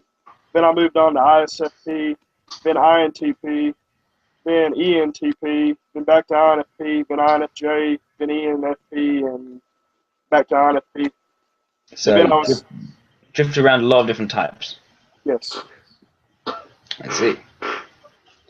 Now, you seem to think that you were an EII in sociology for a while. Yes. What were the main reasons for why you thought you were an EII in sociology? Um, well, to be more detailed, I thought I was a EII extroverted intuitive subtype because I actually read there's an extroverted intuitive subtype called I think it's called the teacher, like that's what it's called, and that is basically my life story right there about one profile. Maybe a few things that I don't completely agree with, but minor The teacher. nitpicks. Also, I thought it was an EII because I could picture myself being extroverted, sensing polar. But this is something I've been wanting to ask people for a while. Like I thought I was extrovert, sensing polar, but I do at times I do think about violence in a way like anime violence, like a character gets stabbed and then a sad death scene happens and whatnot. It looks kind of gruesome, but it's sad at the same time, and like some kind of like a lot of EII profiles, they talk about extroverted, how they deal with extroverted sensing, and it says they cannot stand seeing violence on TV, and violence on TV doesn't bother me one bit. I guess I'm just a desensitized young person. Well, I find that more often I say with EIIs than say LIIs at the very least, because there's I think it's the idea that for EIIs they see aggression as more of a morally wrong thing. It's like it personally affects them in a negative way. The introverted feeling, as it were, the introverted ethics causes a moral a sentimental reaction to the aggression, which can lead to that sort of a reaction. I find. So at least that's what I think could happen more often with EIIs. Although with LIIs, I think I wouldn't say it's as deep or profound as that sort of reaction to violence in television, for instance. It's not necessarily. Um, but yeah, okay. So that makes sense for exploitation for vulnerable. I'm going to give a little bit of analysis. I'm not going to give like a complete and absolute certain analysis because I'm not completely and absolutely certain, and I would be interested in actually seeing maybe a follow up with diagnostic team later. Nevertheless, I think that going through the interview, I think that extroverted sensation as a vulnerable function did seem to be supported. I think well, the questions I was answering, I was trying to get into those questions, into that answer, trying to find out how you approach confrontation and aggression in the moment. It does seem to make sense to a degree that you would be someone who's, if not weak extrovert sensation, then still rather unvaluing of extrovert sensation and rather unable to adapt or react to it.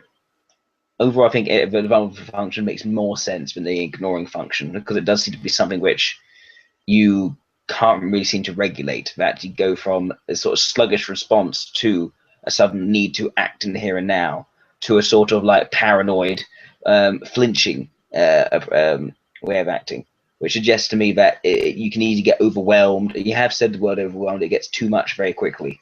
A sort of hypersensitivity, which I find is more often something you'll find with extrovert sensation, vulnerable than extrovert sensation, ignoring.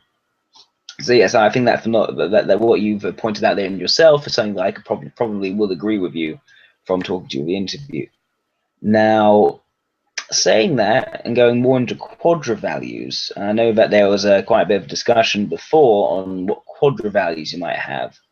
A lot of people seem to agree to an extent that you're likely to be of a merry quadra in the reaction to your typing video before.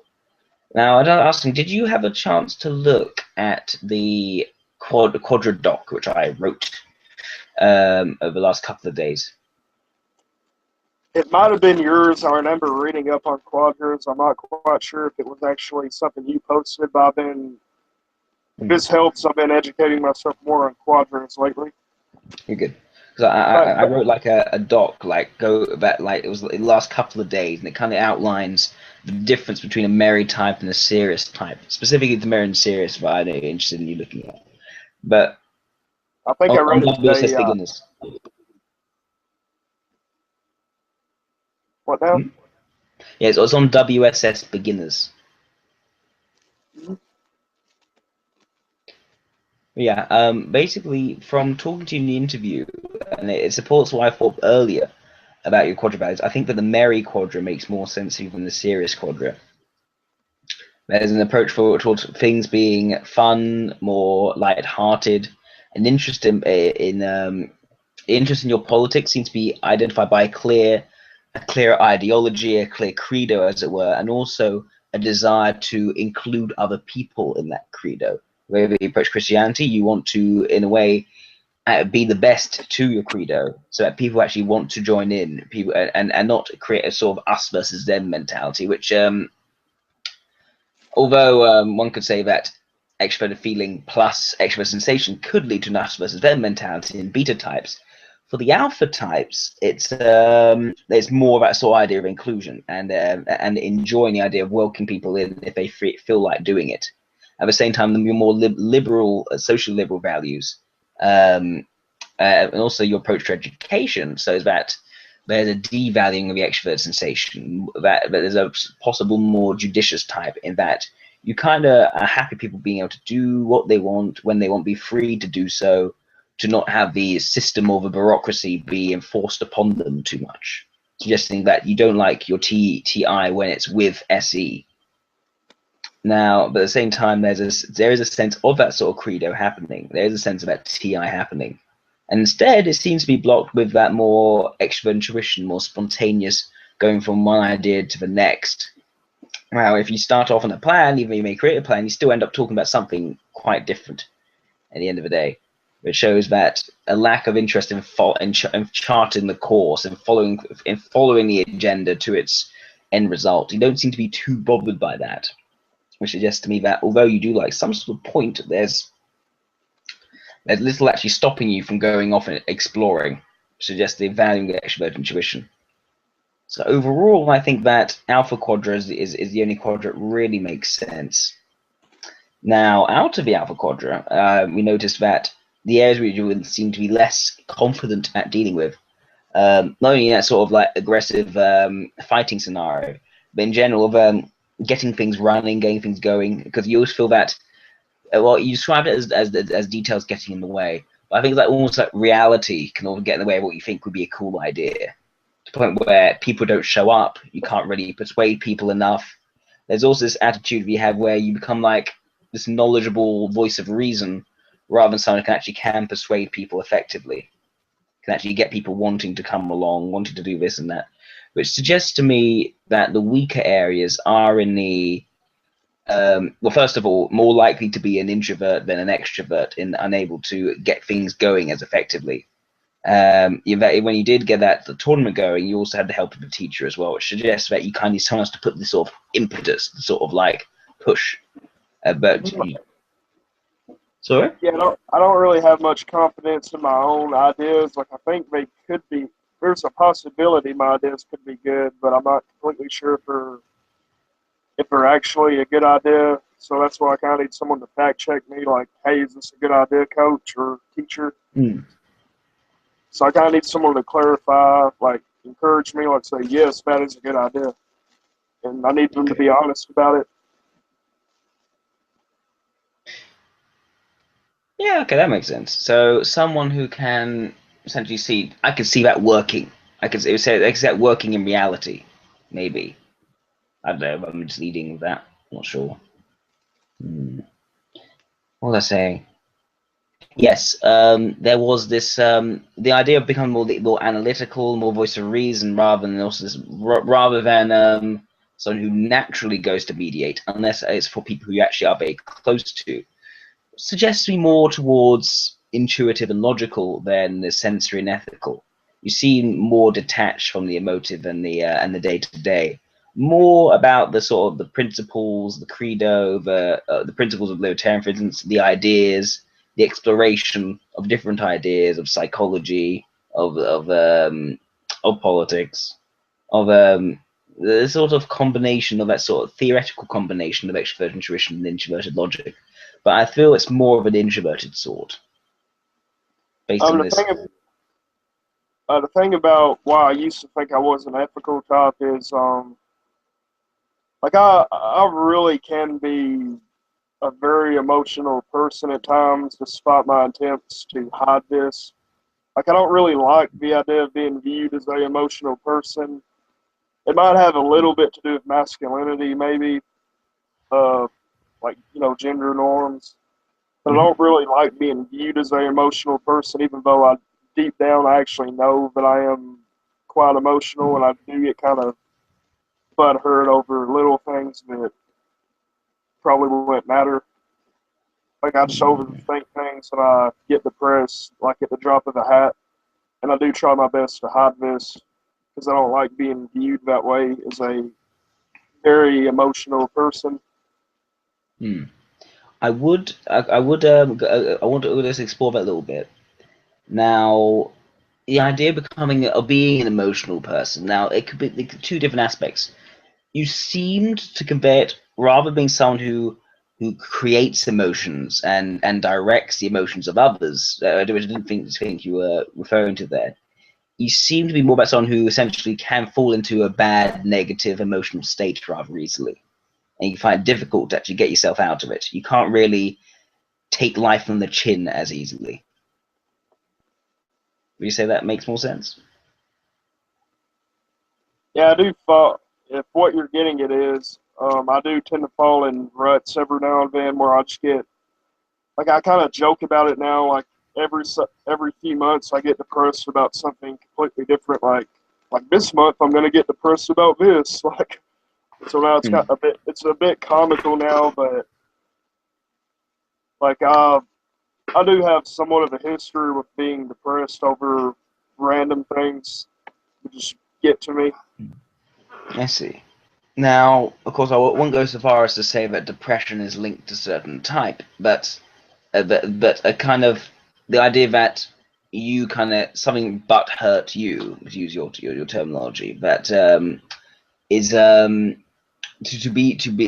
something to the idea of the butt hurt, as it were, the idea that something which implies your rather delicate soul, as it were, and something got to you which wouldn't normally get to someone else, Hmm.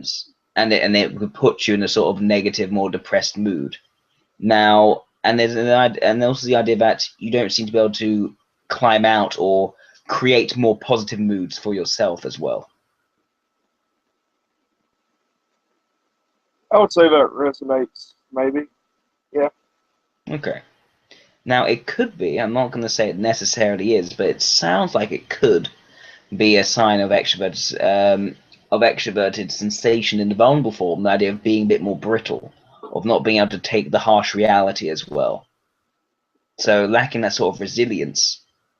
and furthermore, lacking the ability to create more positive moods. So having weaker extroverted ethics. So once you fall into a bad mood, when you're affected by something, you kind of need that sort of pick me up. You kind of need someone to direct things towards what's more positive and light-hearted. Someone to raise your mood, your emotion into a more positive state, which would suggest to me as the suggestive function, extroverted ethics. I'm not saying that's definitely the case, but I think that could be an interpretation of what you have said. I could picture myself being suggestive, extroverted ethics. I could picture that. At the same time, I kind of back to why I used to believe I was an EII. I'm like like the idea that I'm not confident in my own assumptions, so I need someone to correct me and say yes, that's a good idea. Um, to me, that kind of seemed a bit more suggestive, extroverted logic. That's kind of how I interpreted it. That could be that can be one aspect of extroverted logic as a suggestive function. There is more. It's not so much by something's a good idea, really, for as so much as is something does what you're coming up with. How can it be made to work? How can we what is the strategy involved? What is the knowledge required? Now, as a part of this, of the idea of the knowledge required, we'll find that someone who's extroverted logic suggestive, they'll tend to look to someone else as being an expert or a source of knowledge. Someone having a relationship with, they know that person knows a lot, knows that they can trust that person to impart useful knowledge, and so they'll attach themselves to that person as a source of knowledge. Now, with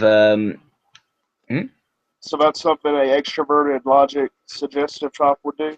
Like like more so, yes. have a buddy with somebody who is who seems like they have a lot of knowledge. That's basically what they would look for in a friend, like someone who's smart and has a lot of knowledge to offer. Oh, you have a buddy who looks for that. Uh, like one thing I do like about like one thing I do kind of look for in people is if they just seem like smart people, that it would seem like it would be fun to talk to. Maybe they could give me a little bit of knowledge, maybe. So that kind of seemed a little extroverted logic suggestive to me. It could be, although then again, it's more that sort of reliance or say a dependence. Well, not say well. No, I guess the suggestive function there always carries a sense of dependency. That it becomes more of this sort of person who may often attached the idea of sort of attaching to someone who actually provides the knowledge. They themselves not really knowing what is relevant or useful knowledge and what is relevant and useful knowledge as well. It's not really themselves knowing what facts they can trust and what facts they can't trust, and so they would like to attach to someone else who can make those decisions. Now, although at the same time you have to describe yourself in the interview as being someone who is often seen by others as being the knowledgeable one. It's kind of funny because sometimes some people view me as the smartest person in the room, depending on what we're talking about. And some people view me as a complete incompetent screw up, you could say. Okay, but the incompetence and screwing up is more. That's more of the actual sort of coping with the extrovert sensation, extroverted logic, I find. So it can be a bit of a different scenario. Like, I wouldn't expect an LII to be competent necessarily. I mean, they can be competent. I don't see why they shouldn't be competent, but it wouldn't be the thing I say they must definitely be the competent one. Yeah, I do and all types can have different levels of competency in different areas, but what I specifically mean is doing things to a high level of quality in the day-to-day. Because that's what you think of when I think of competence. Hmm. Okay, Or so there are actually, so what you said, one could interpret as extrovert's logical suggestive function. Although there's also the idea that I had difficulty seeing that fitting in with the values they've also expressed elsewhere. The idea of there being a sort of like the libertarian sort of values of the credo. There's like sort of principles we like to follow. That when you and that also that when you actually do make decisions, it doesn't seem to be so much based on let's say your personal sentiments, whether you just feel something is good, you just feel something is bad. But it seems to be more motivated by some sort of like some sort of rules or principles, some sort of ideology, and also the willingness to say that you are of this ideology, that you are a libertarian rather than and that you actually have taken a partisan view in your ideology. You often find with the EIIs, at least, there's sort of a non-committal aspect. They don't really want to take a particular or hold a particular ideology as their opinion. they just Rather, want to they just want to be who they are. They don't really like the idea of yeah, I'm a libertarian. They're just like I'm me. No one can change that. That's basically yeah, what EIs are like. yeah. You often find that as that tendency. They don't really like to the idea of as soon as they start thinking they're on some sort of they're on side sort of ideology, it means they've chosen some sort of side. They set it in stone, as it were, the logic, when really their logic is something that's continuously changing with the facts and the data as it presents to them. It's So a EI, different sort of approach to understanding. so EIs tend to do that, like change their mind more often the more information they get. That Yeah, well, in delta and gamma in general, the Sirius quadras, they don't like to really set their ideology, but because their ideology isn't really based on um, like these sorts of principles or rules, so much as what the ever changing. Because remember, its extrovert logic is dynamic. It's sort of what the changing data presents. What seems to be the most beneficial result from looking at this data over time. They themselves aren't so good at evaluating the data, but they do necessarily subscribe to those values of not really committing to a particular set worldview. there's something I should briefly touch upon real quick that I Yeah. meant to say.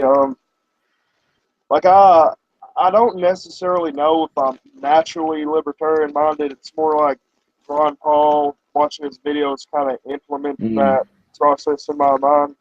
It's not like I'm naturally thinking that way. It's just over time, life has kind of taught me that that would probably be the best way to go.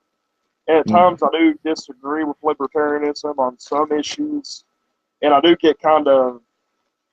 I don't like to disagree with libertarianism because I am kind of invested in the ideology itself. So when I disagree, when I find an issue that I don't agree with them on, I do get kind of I feel a little down.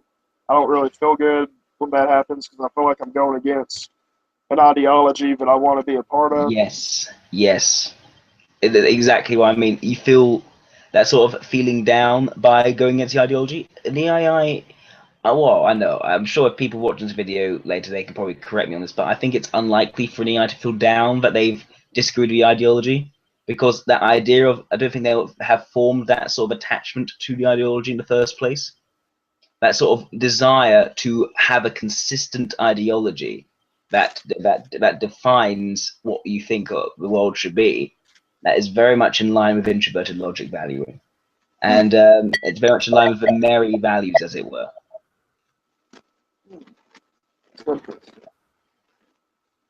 So yeah, I think my theory is LII. I'm not going to say that's a definite type.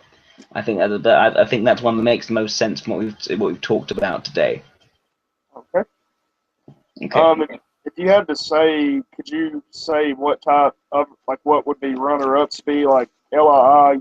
You believe I'm most likely LII, but what else could I possibly be? I was thinking of well, you know from the typing video before, but I was thinking SCI. Although I feel that this interview went some way to clarify the difference between the two types for me. I thought SCI to begin like earlier on to begin with, like in your earlier typing video, but now I think that Rowan was initially right in you being LII. Yeah, that video, I'm not completely myself. Like now that I can actually interact with someone and bounce off them, my true colors tend to show. Like in that Exactly. video, I was just kind of, this is Mackie Underwood, like, more, Yeah. yeah. It's so much better to have a longer, more drawn out interview. We're actually having some sort of interaction, and you can see it more. Also communication style, cold-blooded communication. I think that's rather clear. Cold-blooded. Cold-blooded. So well, Glencoe calls the term cold-blooded. I prefer the word sober communication. Basically, sober communicators usually have a more dispassionate way of relaying information. It's not really a deliberate thing. It's just that the extroverted ethics doesn't roll out as easily. And there'll be other communication styles as well, like sincere, passionate, which is the opposite of the cold-blooded or sober. But yeah, there's if you're someone who's of more of a lower energy sort of emission of emotivity, and there's also a lack of much emotivity, it usually means sober communication. Whereas sincere is usually it's lower energy, but there's still an emotivity to it. That's usually those who are introverted and ethical, whereas those who are sober or cold-blooded are more introverted and logical. The thing about sincerity, I think I could be that because like I do how do I put this? If I'm trying to get my point of view across, like I am like emotionally attached to that point of view, so I do put some emotion in my voice, like this is why you should believe what I'm saying, like that kind of talk.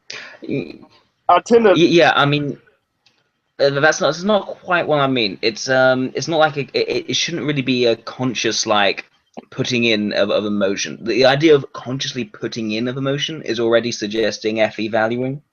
But what I mean is more there's more of a natural emotivity. Like this is something that's clicking on already and happening. If you look at oftentimes those who are more introverted ethics about especially introverted ethics leading, you'll find this more of the depth of feeling comes across rather easily, even in their voice and how they're behaving. Like I was a good example. Well, I just saw today actually in Question Time was Brian May. You know, Brian May was like the guitar player for Queen. Are you talking Maybe about someone in the group Facebook page? yes. No, not in the group. No, I was watching just Question Time. It's just like a TV show. Doesn't matter. Oh, Famous is that a person. famous person? Yeah, famous Uh, person. I just this is example. You could see this was known as sincere communication. That he was going like this and he was saying these things, and there was there was a sort of like how I can describe it, is that there was the communication did seem more sincere communication, but it was lower energy, but there's definitely the emotivity towards it. I'm not saying that's like something that's definitional or a rule, but it is a certain tendency or trend you can notice when someone's communicating with you. And if someone is consistently is communicating in a certain way, it's often the better indicator. I got one final thing I want to ask. Yeah. Recently, I've been considering this one type, and I think it's kind of a long shot, but when I think in detail, it does make sense to some extent. Although you might prove me wrong on this, but I think I. You think I could possibly be an IEE to some extent? Mm. Now, IE means first of all going back to delta values. So already, I think EII. If we're trying to rule out EII, I think that would be ruling out IE. There's the added issue of temperament, and yeah, and also specifically IEs of all of them are the least prone towards a sort of a set ideology because they're the ones who are least interested in the TI aspect. So they would be the IE is often the ones who kind of they like to explore all their exploration of all different points of views that different people may have They can don't lead to really them have a actually set. lacking. Hmm? They don't really have a set system of beliefs. Like we're not like I believe Yeah, in this. We're just like, oh, it's all good. We all get along. in a lot of cases there's a sort of the eclecticness leads to there being no rule at the end of the day, having no real set truth, as it were. They don't like the idea of being a set truth doesn't really often resonate with them so well. They'll usually have this more, let's say, the eclectic approach. We'll try to find out that interesting point of view and that interesting point of view from that person, this person, and continuously learn and develop and self-improve, which is more the extroverted logic aspect. They won't then say, this is what reality is like. They'll find that far too narrow for them.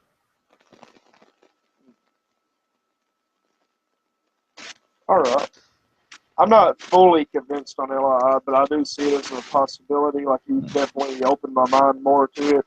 Like one of the reasons why I thought I wasn't a logical type, like I've always, this may seem pretty crude, be like pretty narrow, but I've always been a pretty emotional person. As I've said, despite my attempts to hide it, like I've always been. Like when I was younger, I would kind of ignore logical reason to some extent, Mm. but that Oh, might yeah. just be part of being a kid. Who knows? First of all, it's almost well. First of all, when I was a kid, I used to ignore logical reasons. I used to get emotionally carried away when I was a kid. I mean, that's kind of that's children in Yeah, like general. I want It that is toy. it is known that children have difficulty with their emotional impulses in general. But what I will say is that I do know quite a few, a number of LIIs, male LIIs, who can be quite emotional, can have difficulty controlling the mood aspect, simply because they kind of need someone else to provide that sort of emotional high. So yeah, well, I think it. Well, I say that's just the theory I have. I say even I'm not entirely certain on it. I It could just seems to be the best fitting at the moment. I could definitely picture my dual being a caregiver of some kind because I am pretty stereotypical in the aspect that I'm very bad at taking care of myself. Like one time Yeah. I left school or I left my house and I had toilet paper somehow attached to my leg, and I was walking around all day like that, and I just did not notice it once. And things like Mm. that happen. Like I'm bad at Well, cleaning not things. okay. Not notice something's attached to your leg. That is already suggesting the weaker, very very weaker areas of extroverted sensation right there. Not knowing that something is attached to your leg. Yes, that's okay. Yeah, Wow. my mom always joked. She said, "Mackie, your future wife is going to be your second mom." That's basically what my mom Yeah. tells me. That's often that's the infantile erotic style right there, I guess. Although even more the way he's got it, even more so the introverted infantile. Okay.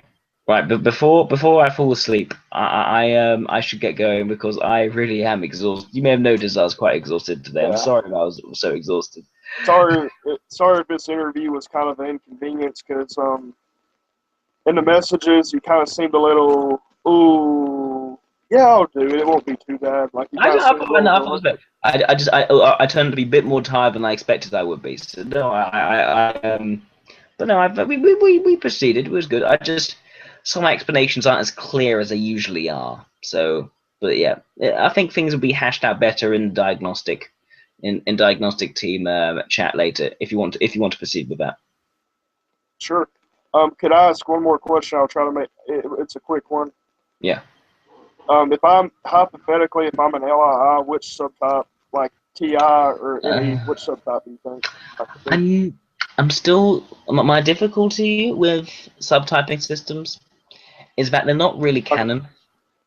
They're Yeah. not really canon. So I can't Okay. really if like I could use the two main subtyping systems of Galenko at least are the accepting producing, which we know is obsolete because DCNH exists, but DCNH we know is not what we think it is, because Google's going to release all these new papers translating to English. Hopefully, as my friend from Southampton is working on that.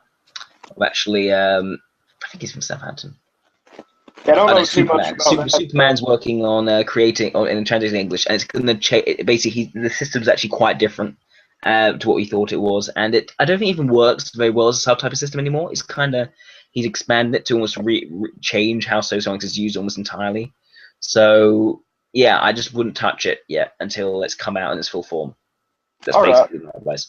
I'd say at the moment, try to understand. Working on understanding type is a lot better than trying to go to subtype at the moment. That's what I'd say. Okay. Yeah. Anyway, lovely speaking to you. Thank you. Good to see you. Soon. See you. Have a good night.